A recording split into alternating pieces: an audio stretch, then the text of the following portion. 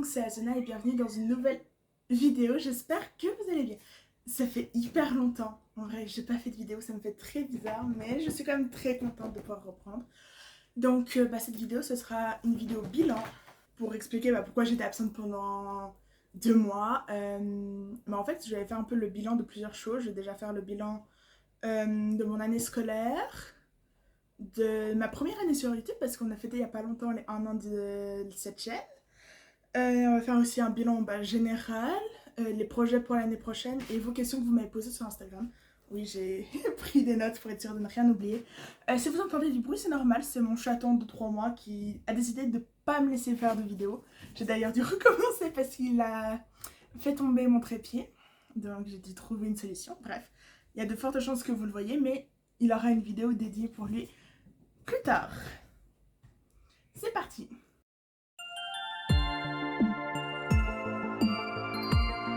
Le bilan de l'année scolaire. Donc, j'ai divisé ça en 2 parties. D'ailleurs, qu'est-ce qu'il y a, chouchou? Donc, le premier semestre qui a été de fin août à peu près décembre. En vrai, le semestre se finit en janvier.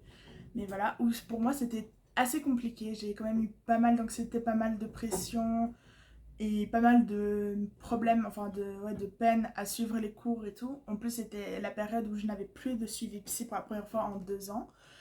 Et ça fait quand même un sacré changement et tout.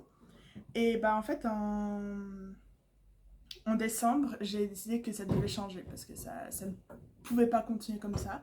Donc j'ai repris un rendez-vous psy, j'ai aussi changé de psy, je pense que ça a quand même pas mal aidé. Je me suis aussi fait des amis dans ma classe. Ça peut paraître un peu bête, dit comme ça, de juste, entre guillemets, avoir des amis, ça a aidé. Mais en vrai, oui, parce que le fait de te dire, ok, je vais en cours, mais parce que je vais aussi pouvoir voir ces gens que j'apprécie, ça fait quand même quelque chose. Et aussi le fait que tu ne sois pas seul continuellement, que vous pouvez réviser ensemble, vous pouvez même jouer ensemble et tout. Donc, non, franchement, ça m'a quand même pas mal aidé. J'ai aussi retrouvé de la motivation parce que j'ai enfin trouvé ce que je voulais faire de ma vie. Et ça aussi, ça aide de se dire, ok, j'ai un objectif et pour atteindre cet objectif, je dois absolument avoir ma maturité gymnasiale. Donc, une motivation en plus pour continuer à travailler. Ensuite, mon deuxième semestre, donc moi je me fais décembre à juin, mais en vrai, c'est encore une fois le semestre commence en janvier.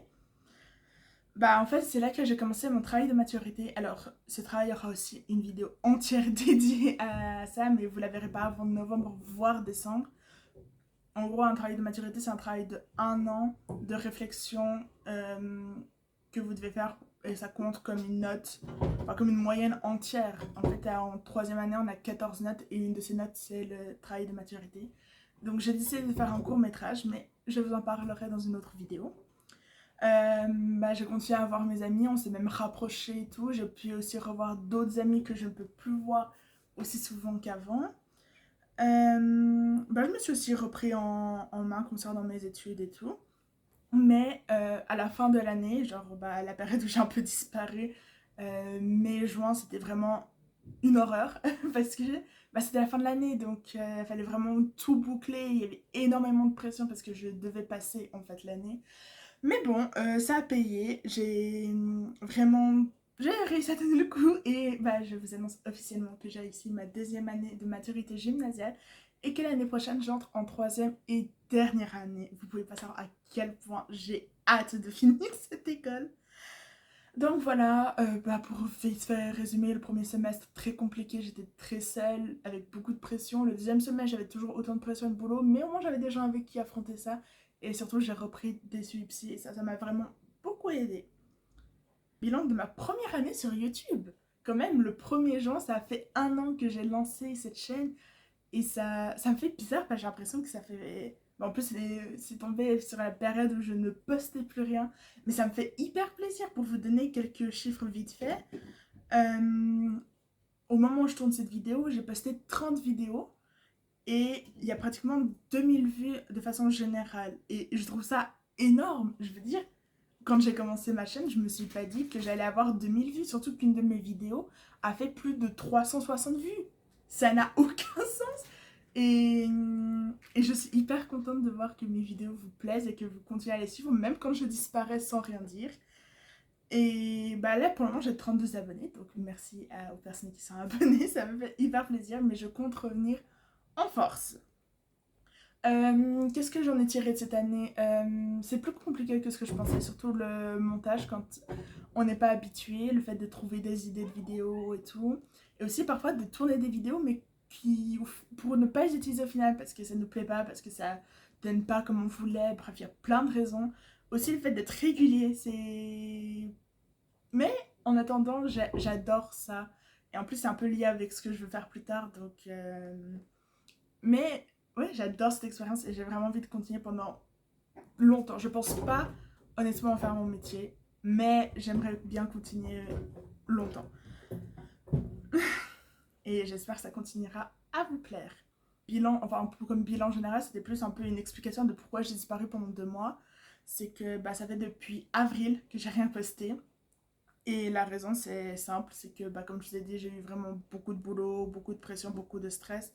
Donc en fait, j'ai juste de base, je me disais ah non, mais je ferai du montage la semaine prochaine, la semaine prochaine. Et au bout d'un moment, je me suis dit non, là c'est la dernière ligne droite, il faut que je bosse. Donc je me suis dit, je vais faire cette pause jusqu'à la fin de mon année scolaire. Et après, la semaine d'après, en fait, j'avais mon tournage pour mon court-métrage. Donc je me suis dit après, je serai officiellement en vacances. Donc je reprendrai les vidéos. Donc c'est ce que je fais. Bah, c'est peut-être le moment de vous parler de l'année prochaine parce que je vous ai dit l'année prochaine c'est ma dernière année. Donc qu'est-ce que je vais faire? Bah, pour le moment je suis en vacances donc je compte reprendre les vidéos plus régulièrement et continuer de garder ce rythme pour l'année d'après.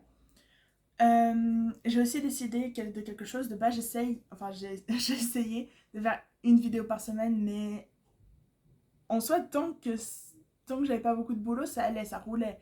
Mais dès que j'avais trop de boulot, je pouvais plus. Donc j'ai pris la décision de faire une vidéo toutes les 2 semaines. Comme ça me laissait plus de temps pour mieux agencer en fait mon emploi du temps. Donc ce sera un des gros changements de l'année. Bah, ce sera aussi l'année où je vais commencer à faire mes dossiers pour l'université et tout. Je vais visiter des écoles. Donc dans la mesure du possible, j'essaierai de vous montrer ça. Et bah, il y aura la période mai-juin de nouveau où bah, je serai en période d'examen. Donc, je sais pas encore comment je vais faire. C'est soit je vais déjà tourner des vidéos en avance, soit ce sera des vidéos très centrées là-dessus. Ou peut-être je ferai des lives pour qu'on étudie ensemble. Je sais pas, honnêtement. Mais ce sera de la musique d'avenir. Bah, je vais continuer de faire des trucs que j'aime, des trucs que vous aimez. Donc, si vous avez des suggestions, des trucs comme ça, n'hésitez pas à mettre en commentaire ou à m'envoyer un message sur Instagram. J'ai déjà quelques idées et tout, mais à voir. Et j'ai pas vraiment de projet très précis pour l'année prochaine. C'est plus essayer d'arriver à garder ce rythme de une vidéo toutes les 2 semaines et enfin, de pouvoir intégrer vraiment YouTube à mon quotidien. Maintenant, on va passer à vos questions. Alors, en tout cas, ça m'a fait hyper plaisir de voir que vous aviez des questions. Donc, on va commencer par la première qui est contente de ton année. Donc, au début, quand j'ai lu cette question, je me suis dit non. Parce que ouais, bah, j'ai dû abandonner YouTube à un moment, j'ai eu vraiment beaucoup de peine. Mais justement, au final, en y réfléchissant, je me suis dit, non, en vrai, je suis contente de mon année. Bah, ça a été vraiment très, très compliqué. Bah, j'ai l'impression que je me répète, mais vraiment, c'était une année pas du tout facile. Mais j'ai quand même réussi à m'accrocher, à pouvoir demander de l'aide. Et au final, j'ai réussi. Donc, en soi, non, enfin, oui, je suis très contente de mon année et très fière de moi aussi. La deuxième question, en fait, c'est 2 questions que j'ai mis ensemble parce que bah, c'est les mêmes. C'est quelles sont tes vidéos préférées et quelles sont les plus dures à tourner. Mes vidéos préférées, c'est les vidéos, enfin j'ai mis 2 types de vidéos, c'est les 24 heures, une semaine dans ma vie d'étudiante et les vidéos à plusieurs. J'adore vraiment faire des vidéos avec d'autres gens, surtout des gens qui sont très proches de moi. Ça, c'est quelque chose que j'ai très envie de faire l'année prochaine. Oui, petit truc, en fait, quand je parle d'année prochaine, moi je pense en année scolaire, pas en année civile. Donc, comme je vous dis, l'année prochaine, c'est août, vraiment. C'est vraiment le mois prochain, mais bon. Donc, j'aimerais continuer à faire des vidéos à plusieurs, peut-être plus de vlogs aussi, parce que plutôt que des. Et aussi, peut-être reprendre aussi des vidéos posées, parce que, enfin, On va voir. Donc mes préférées, c'est celle à plusieurs. Et celle où je vous montre un peu mon quotidien, j'aime bien. Et les plus dures à tourner, les plus dures, bah en fait c'est la même réponse. C'est mes préférées, mais en même temps c'est les plus dures parce que bah celle de mon quotidien, il faut juste que je pense à filmer parce que c'est pas, disons que je pense pas forcément à filmer.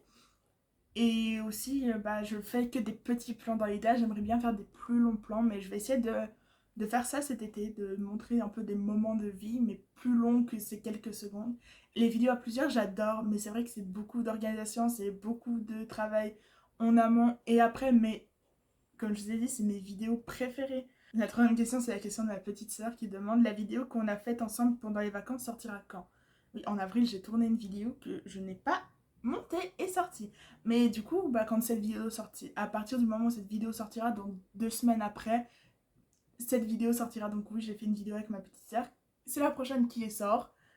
Vous verrez bien de quoi ça parle. Dans mes souvenirs, c'était très bien. Quatrième, tu mettras ton court-métrage thème sur ta chaîne. Si oui, au niveau légal, faut-il obtenir des autorisations? Donc oui, je compte bien évidemment mettre mon court-métrage sur YouTube. J'ai pas encore de date parce que j'aimerais le mettre après ma défense orale qui sera fin novembre, début décembre. Donc dans ces eaux-là, vous aurez le court-métrage en ligne, mais je vous en reparlerai. Et des autorisations, bah, j'ai demandé à mon prof de thème, il m'a dit que bah, c'est mon travail, donc j'en fais ce que je veux. Et le seul truc légal qu'il faut, c'est l'autorisation des... Enfin, c'est le droit à l'image des personnes qui sont dans le court-métrage. Autorisation que j'ai demandé, que j'ai obtenue, donc c'est un peu, je crois, le seul truc légal que j'ai, c'est que j'ai le droit de les mettre sur Internet, surtout pour les personnes mineures. Donc voilà. Et bah, la dernière question que j'aime bien parce que je trouve qu'elle résume vraiment tout le truc, c'est penses-tu qu'à l'heure actuelle tu arrives à t'organiser efficacement en ton thème, les cours, les vidéos YouTube, etc. Alors, en fait mon thème c'est divisé en plusieurs parties, ça je peux virer. C'est que bah, comme je fais un court métrage, en fait tant que j'étais dans la partie un peu administrative, c'est comme ça que je l'appelle, mais en vrai c'est pas du tout le bon terme, c'est plutôt la partie écriture. Donc j'écrivais le scénario, les personnages, que je réfléchissais, que je lisais et tout, que je faisais des recherches. En fait, j'arrivais à tout gérer parce que en soi, pour moi, c'était la partie facile vraiment. Et donc faire ça, les vidéos et les cours, j'arrivais encore à trouver un agencement. Mais à partir d'avril, bah, c'est là que j'avais fini la phase en amont et que j'ai dû chercher des acteurs, que j'ai dû organiser le tournage. Et c'était vraiment une partie qui ne concernait plus que moi. C'était une partie qui concernait toutes les personnes qui ont bossé sur ce projet avec moi. Donc c'était beaucoup plus d'organisation, c'était beaucoup plus de boulot. Donc c'est vrai que c'est un peu cette partie que j'ai eu du mal à organiser parce que bah, j'ai donné la priorité à mon thème et à mes cours. Ce qui est normal à mon sens. Mais oui, c'est vrai que de ce côté-là, j'ai moins bien réussi à gérer. Mais bah là, en fait, je rentre de nouveau dans une partie où, bah, en fait, mon court-métrage est filmé. Il faut juste que je fasse le montage et le dossier. Donc là, c'est de nouveau des parties qui ne concernent que moi. Donc après, là, c'est moi qui vais pouvoir m'organiser. Parce qu'en vrai, c'est ça. C'est que la partie du milieu, c'est que je devais m'organiser avec d'autres personnes. Et tout le monde a des horaires différents, a des contraintes différentes. Et c'était ça qui était compliqué. La première et dernière partie, ce n'est basé que sur mon emploi du temps. Donc je trouve ça plus simple pour gérer. Donc ouais, c'est juste cette partie du milieu qui impliquait d'autres personnes que j'ai du mal à gérer. Mais je pense sincèrement que bah, maintenant je vais mieux réussir à gérer. Surtout que bah, comme j'ai pris cette décision de faire une vidéo toutes les 2 semaines, ça me donnera aussi plus de temps pour mieux organiser et pour mieux agencer les choses. Donc, bon, après, mon thème se termine en novembre, mais je vais essayer d'avancer un maximum cet été. Mais toutes ces galères que j'ai eues, je vous ai dit, je vous en ferai une vidéo complète quand ce sera terminé, parce qu'il s'est passé tellement de trucs. Actuellement, j'ai un peu échoué, enfin, j'ai un peu manqué d'organisation à la fin, mais c'est un problème dont je me suis rendu compte et que je compte remédier au plus vite. Voilà, donc que tirer de cette année? Une année que très enrichissante, où j'ai appris vraiment beaucoup de choses, où j'ai pu me remettre en question, mais c'est aussi où j'ai appris que j'avais des forces que je ne connaissais pas, des ressources. Enfin voilà, c'était une année pivot pour moi, où j'ai eu des moments vraiment compliqués au début et à la fin de l'année, mais que j'ai quand même réussi à gérer et dont maintenant je suis quand même fière. Hein. Et bah, j'ai vraiment très hâte de pouvoir reprendre des vidéos sur YouTube, de pouvoir vous montrer plus de choses. Et voilà, bah, merci de me suivre depuis plus d'un an, enfin 1 an et 1 mois maintenant. J'aurais bien voulu faire un truc pour les 1 an, mais bah, c'était vraiment la dernière ligne droite. Donc, mais merci infiniment de, pour tout ça. Je suis vraiment très contente. Et bah, je vous dis à bientôt pour de nouvelles aventures. Prenez soin de vous et profitez de votre été. Goodbye!